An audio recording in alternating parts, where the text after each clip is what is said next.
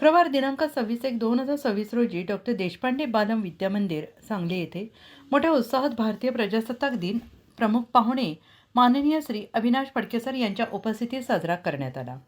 कार्यक्रमाच्या सुरुवातीला पाहुण्यांच्या हस्ते ध्वजवंदन करण्यात आले। संचलनातून पाहुण्यांना मानवंदना देण्यात आली। इतुके आजही प्रार्थना म्हटली। 16 भाषेतून 5वी ते 8वीच्या विद्यार्थिनींनी पाहुण्यांचे स्वागत केले। बोधवाक्य आणि उपक्रमातून संस्थेचा परिचय करून देण्यात आला। आलेल्या पाहुण्यांचे स्वागत आणि प्रास्ताविक माननीय अध्यक्ष डॉक्टर लताताई यांनी केले।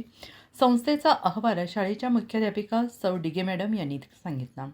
दिनविशेष महत्त्व श्री हनुमंता चव्हाण यांनी सांगितले। बालमंदिर इयत्ता 1ली ते 4थीच्या विद्यार्थ्यांनी देशभक्तीपर गीतांचे सादरीकरण केले। संगीतमय कवायत 4थीच्या विद्यार्थ्यांनी प्रात्यक्षिक केले। साधनयुक्त कवायत 6वी आणि 5वीच्या विद्यार्थ्यांनी केली। त्यानंतर इयत्ता 1लीची विद्यार्थिनी श्रीशा अमरगवळी हिला लखनौ येथे झालेल्या लाठीकाठी आणि दांडपट्टा या राज्यस्तरीय क्रीडा प्रकारात 2 सुवर्ण पदके मिळाली, त्याबद्दल तिचे संस्थेमार्फत कौतुक करण्यात आले।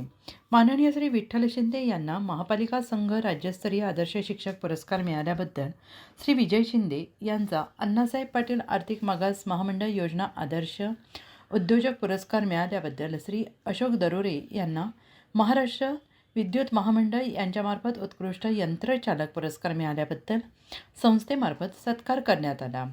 सत्कारमूर्तींनी आपले मनोगत व्यक्त केले। पाहुण्यांनी आपल्या मनोगतातून विद्यार्थ्यांना शुभेच्छा दिल्या। यावेळी उपाध्यक्ष अरुणाताई देशपांडे, संस्थेचे कार्यवाह श्री दिलीप महाडिक, श्री शेळके सर आणि बालमंदिर मुख्याध्यापिका सौ जयश्री दातार उपस्थित होत्या। लेझिम आणि मनोऱ्यातून कार्यक्रमाची सांगता झाली। आभार सौ वैशाली शिंदे मॅडम यांनी केले।